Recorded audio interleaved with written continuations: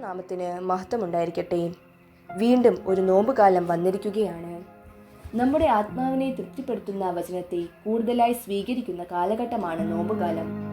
ഭക്ഷണം വെടിഞ്ഞ് മ്ലാനമുഖരായി ഇരിക്കാനല്ല ദൈവം നമ്മിൽ നിന്നും ആഗ്രഹിക്കുന്നത്. മറിച്ച് കളങ്കം പറ്റാതെ നന്മ പ്രവൃത്തികൾ അധികമായി ചെയ്യാനുള്ള സന്ദർഭമാണ് നോമ്പുകാലം.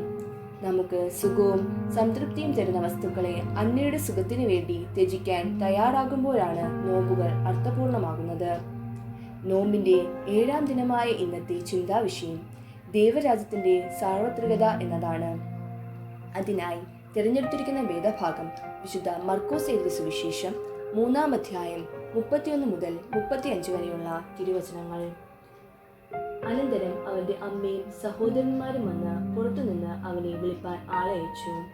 പുരുഷാരം അവന്റെ ചുറ്റും ഇരുന്നിരുന്നു. അവർ അവനോട്, നിന്റെ അമ്മയും സഹോദരന്മാരും പുറത്തുനിന്ന് നിന്നെ അന്വേഷിക്കുന്നു എന്ന് പറഞ്ഞു.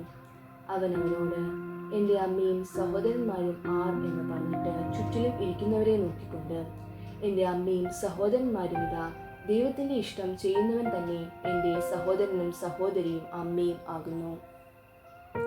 ജീവശാസ്ത്രപരമായ കുടുംബത്തേക്കാൾ ആത്മീയ കുടുംബത്തിനാണ് യേശു മുൻഗണന നൽകുന്നത്. ദൈവേഷ്ടം ചെയ്യുന്നവർ രക്തബന്ധമുള്ളവരല്ലെങ്കിലും തൻ്റെ യഥാർത്ഥ അമ്മയും സഹോദരന്മാരും സഹോദരിമാരും ആണെന്ന് യേശു പ്രഖ്യാപിക്കുന്നു. കുടുംബ ബന്ധങ്ങളെക്കാൾ പ്രധാനം അവന്റെ പഠിപ്പിക്കലുകൾ പിന്തുടരുകയും ദൈവിക പദ്ധതി അനുസരിച്ച് ജീവിക്കുകയും ചെയ്യുക എന്നതാണ്. ദൈവരാജ്യത്തിന്റെ സാർവത്രികത എന്നത് ദൈവത്തിന്റെ ഭരണത്തിനെയും വീണ്ടെടുപ്പിനെയും ഉൾക്കൊള്ളുന്നതാണ്. ഈ രാജ്യത്തിൽ ദൈവം സൃഷ്ടിച്ചതെല്ലാം ഉൾപ്പെടുന്നു. ദൈവരാജ്യത്തിൽ ആരും ഒഴിവാക്കപ്പെടുന്നില്ല. ആരുടെയും സംസ്കാരമോ പശ്ചാത്തലമോ കണക്കിലെടുക്കുന്നില്ല. ദൈവത്തിന്റെ സ്നേഹവും രക്ഷയും എല്ലാ ആളുകൾക്കും ലഭ്യമാണ്. ദൈവത്തിന്റെ രാജ്യം മനുഷ്യന്റെ അതിർത്തികളെയും വിഭജനങ്ങളെയും മറികടക്കുന്നു. ക്രിസ്തുവിൽ നമ്മുടെ സാമൂഹിക നിലയോ സാമ്പത്തിക നിലയോ നിർവചിക്കുന്നില്ല എന്നാണ് ഈ വചനത്തിലൂടെ നമുക്ക് കാണാൻ സാധിക്കുന്നത്. സങ്കീർത്തനം 145 13-ാം വാക്യത്തിൽ ഇപ്രകാരം പറയുന്നു, നിന്റെ രാജ്യം നിത്യമായ ഒരു രാജ്യമാണ്, നിന്റെ ആധിപത്യം എല്ലാ തലമുറകളിലും നിലനിൽക്കുന്നു. യേശു പ്രസംഗിച്ച അതിപ്രധാനമായ ഒരു വിഷയമാണ് ദൈവരാജ്യം എന്നത്.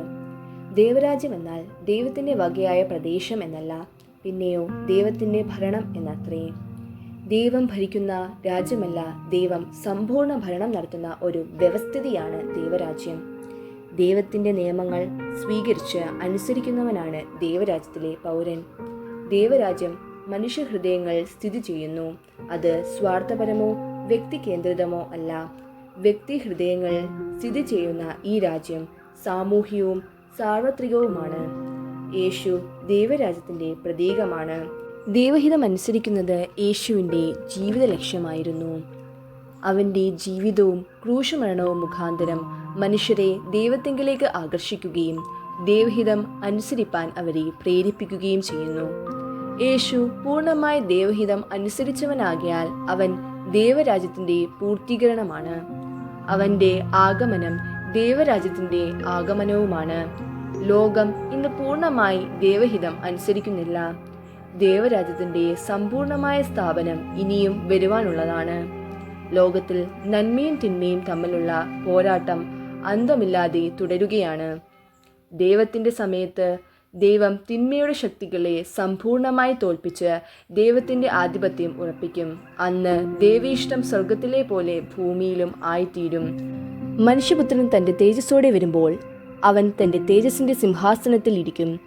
അനുഗ്രഹിക്കപ്പെട്ടവരെ, ലോകസ്ഥാപനം മുതൽ നമുക്കായി ഒരുക്കിയിരിക്കുന്ന രാജ്യം അവകാശമാക്കിക്കൊള്ളുവിനെന്ന് രാജ്യത്തിന്റെ അംഗങ്ങളോട് പറയും.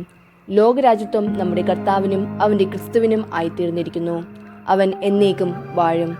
യുദ്ധങ്ങളും പ്രകൃതി ദുരന്തങ്ങളും ലിംഗ വിവേചനങ്ങളുമൊക്കെ വർദ്ധിച്ചു വരുന്ന ഈ കാലത്ത് ദൈവരാജ്യത്തിന്റെ മൂല്യങ്ങളെ മുറുകെ പിടിക്കുവാൻ ഈ നോമ്പ് കാലത്ത് നമുക്ക് ഓരോരുത്തർക്കും സാധിക്കുമാറാകട്ടെ എന്ന് പ്രാർത്ഥിച്ചുകൊണ്ട് നിർത്തുന്നു.